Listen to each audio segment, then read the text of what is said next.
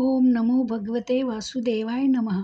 सबसे पहले आप सभी भक्तगणों को उत्पन्ना एकादशी की हार्दिक हार्दिक शुभकामनाएं। जय लक्ष्मी माता। स्वागत है आपका अपने चैनल श्रद्धा से भक्ति भावना में। श्री हरि विष्णु और माँ लक्ष्मी जी की कृपा आप और आपके समस्त परिवार पर सदैव बनी रहे। तो आज के वीडियो में हम उत्पन्ना एकादशी की पावन व्रत की कथा श्रवण करेंगे, जो कि नारद मुनि ने ऋषियों से कथन की थी। वही मैं आपके सामने प्रस्तुत करने जा रही हूँ। इसे ध्यानपूर्वक सुनिए। नारद मुनि कहने लगे, हे ऋषियों, इस व्रत का वृत्तांत और उत्पत्ति प्राचीन काल में भगवान कृष्ण ने अपने परम भक्त युधिष्ठिर से कही थी, वही मैं तुमसे कहता हूँ। एक समय युधिष्ठिर ने भगवान से पूछा था कि एकादशी व्रत किस विधि से किया जाता है और उसका क्या फल प्राप्त होता है। उपवास के दिन जो क्रिया की जाती है आप कृपा करके मुझसे कहिए। यह वचन सुनकर श्री कृष्ण कहने लगे, हे युधिष्ठिर, मैं तुमसे एकादशी व्रत का महात्म्य कहता हूँ, सो आप ध्यानपूर्वक सुनो। सर्वप्रथम हेमंत ऋतु में मार्गशीर्ष कृष्ण एकादशी से इस व्रत को प्रारंभ किया जाता है।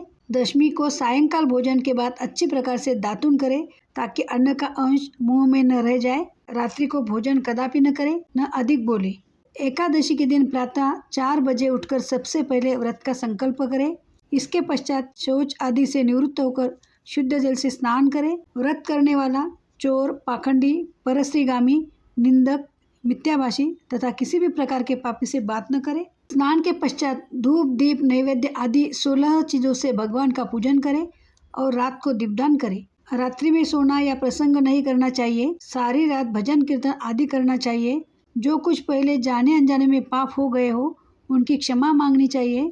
धर्मात्मा पुरुषों को कृष्ण और शुक्ल दोनों पक्षों की एकादशी को समान समझना चाहिए। जो मनुष्य ऊपर लिखी विधि के अनुसार एकादशी का व्रत करते, उन्हें शंखोद्वार तीर्थ में स्नान करके भगवान के दर्शन करने से जो फल प्राप्त होता है वह एकादशी व्रत के 16वें भाग के भी समान नहीं है। व्यतिपात के दिन दान देने का लाख गुना फल होता है।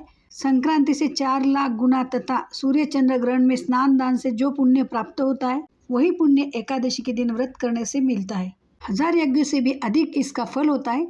इस व्रत का प्रभाव देवताओं को भी दुर्लभ है। रात्रि को भोजन करने वाले को उपवास का आधा फल मिलता है और दिन में एक बार भोजन करने वाले को भी आधा ही फल प्राप्त होता है, जबकि निर्जल व्रत रखने वाला का महात्मा तो देवता भी वर्णन नहीं कर सकते। युधिष्ठिर कहने लगे कि हे भगवान, आपने हजारों यज्ञ और लाख गोदान को भी एकादशी व्रत के बराबर नहीं बताया, सो यह तिथि सब तिथियों में से उत्तम कैसी हुई, बताइए। श्री कृष्ण कहने लगे, हे युधिष्ठिर, सतयुग में मूर नाम का दैत्य उत्पन्न हुआ। वह बड़ा बलवान और भयानक था। उस प्रचंड दैत्य ने इंद्र, आदित्य, वसु, वायु, अग्नि आदि सभी देवताओं को पराजित करके भगा दिया। तब इंद्र सहित सभी देवताओं ने भयभीत होकर भगवान शिव से सारा वृत्तांत कहा और बोले, हे कैलाशपति, मूर दैत्य से भयभीत होकर सब देवता मृत्युलोक में फिर रहे हैं। तब भगवान शिव ने कहा, हे देवताओं, तीनों लोकों के स्वामी, भक्तों के दुखों को नाश करने वाले भगवान विष्णु की शरण में जाओ, वे ही तुम्हारे दुखों को दूर कर सकते हैं। शिव जी के ऐसे वचन सुनकर सभी देवता क्षीर सागर में पहुँचे।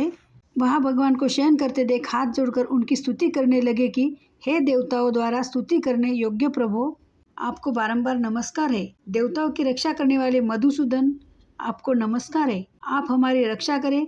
दैत्यों से भयभीत होकर हम सब आपकी शरण में आए हैं। आप इस संसार के कर्ता, माता, पिता, उत्पत्ति और पालन करता और संहार करने वाले, सबको शांति प्रदान करने वाले, आकाश और पाताल भी आप ही है। सबके पितामह ब्रह्मा, सूर्य, चंद्र, अग्नि, सामग्री, होम, आहुति, मंत्र, तंत्र, जप, यजमान, यज्ञ, कर्म, कर्ता, भोक्ता भी आप ही हैं। आप सर्वव्यापक है। आपके सिवा तीनों लोकों में चर तथा अचर कुछ भी नहीं है। हे भगवान, दैत्यों ने हमको जीतकर स्वर्ग से भ्रष्ट कर दिया है और हम सब देवता इधर उधर भागे फिर रहे। आप उन दैत्यों से हम सब की रक्षा करें। इंद्र के ऐसे वचन सुनकर भगवान विष्णु कहने लगे कि हे इंद्र, ऐसा मायावी दैत्य कौन है जिसने सब देवताओं को जीत लिया है? उसका नाम क्या है? उसमें कितना बल है और किसके आश्रय में है तथा उसका स्थान कहाँ है? यह सब मुझसे कहो। भगवान के ऐसे वचन सुनकर इंद्र बोले, भगवान, प्राचीन समय में एक नाड़ी जंग नामक राक्षस था। उसके महापराक्रमी और लोक विख्यात मूर नाम का एक पुत्र हुआ। उसकी चंद्रावती नाम की नगरी है। उसी ने सब देवताओं को स्वर्ग से निकालकर वहाँ अपना अधिकार जमा लिया है। उसने इंद्र, अग्नि, वरुण, यम, वायु, ईश, चंद्रमा, नैऋत्य आदि सबके स्थान पर अधिकार कर लिया है। सूर्य बनकर स्वयं ही प्रकाश करता है, स्वयं ही मेघ बन बैठा है और सबसे अजय है। हे असुर निकंदन, उस दुष्ट को मारकर देवताओं को अजय बनाइए। यह वचन सुनकर भगवान ने कहा, हे देवताओं, मैं शीघ्र ही उसका संहार करूंगा, तुम चंद्रावती नगरी जाओ। इस प्रकार कहकर भगवान सहित सभी देवताओं ने चंद्रावती नगरी की ओर प्रस्थान किया। उस समय दैत्यमूर सेना सहित युद्ध भूमि में गरज रहा था। उसकी भयानक गर्जना सुनकर सभी देवता भय के मारे चारों दिशाओं में भागने लगे। जब स्वयं भगवान रणभूमि में आए तो दैत्य उन पर भी अस्त्र शस्त्र आयुध लेकर दौड़े। भगवान ने उन्हें सर्प के समान अपने बाणों से बींध डाला। बहुत से दैत्य मारे गए, केवल मूर बच रहा। वह अविचल भाव से भगवान के साथ युद्ध करता रहा। भगवान जो भी तीक्ष्ण बाण चलाते वह उसके लिए पुष्प सिद्ध होता। उसका शरीर छिन्न भिन्न हो गया, किंतु वह लगातार युद्ध करता रहा। दोनों के बीच मल्लयुद्ध भी हुआ। 10,000 वर्ष तक उनका युद्ध चलता रहा, किंतु मूर नहीं हारा। थककर भगवान बद्रिकाश्रम चले गए। वहाँ हेमवती नामक सुंदर गुफा थी। उसमें विश्राम करने के लिए भगवान उसके अंदर प्रवेश कर गए। यह गुफा 12 योजन लंबी थी और उसका एक ही द्वार था। विष्णु भगवान वहाँ योग निद्रा की गोद में सो गए। मूर भी पीछे पीछे आ गया और भगवान को सोया देखकर मारने को उद्यत हुआ। तभी भगवान के शरीर से उज्जवल कांतिमय रूप वाली देवी प्रकट हुई। देवी ने राक्षस मूर को ललकारा, युद्ध किया और उसे तत्काल मौत के घाट उतार दिया। श्री हरि जब योग निद्रा की गोद से उठे तो सब बातों को जानकर उस देवी से कहा कि आपका जन्म एकादशी के दिन हुआ है, अतः आप उत्पन्ना एकादशी के नाम से पूजित होंगी। आपके भक्त वही होंगे जो मेरे भक्त हैं। तो इस प्रकार उत्पन्ना एकादशी की शुरुआत हो गई। यदि उत्पन्ना एकादशी का व्रत आप सभी रखते हैं तो आपको सभी पापों से मुक्ति मिलती है और आपके सभी पाप नष्ट हो जाते हैं। इस एकादशी व्रत कथा का महत्व आध्यात्मिक और सांसारिक लाभों से भरा है, जैसे कि पापों से मुक्ति, मोक्ष की प्राप्ति और जीवन में सुख समृद्धि। यह व्रत मन और इंद्रियों पर नियंत्रण पाने, आध्यात्मिक प्रगति करने और भगवान विष्णु की कृपा पाने के लिए किया जाता है। इसके अलावा यह पितरों के लिए भी महत्वपूर्ण है, क्योंकि यह उन्हें मुक्ति दिलाता है। तो ये थी आज के वीडियो की जानकारी।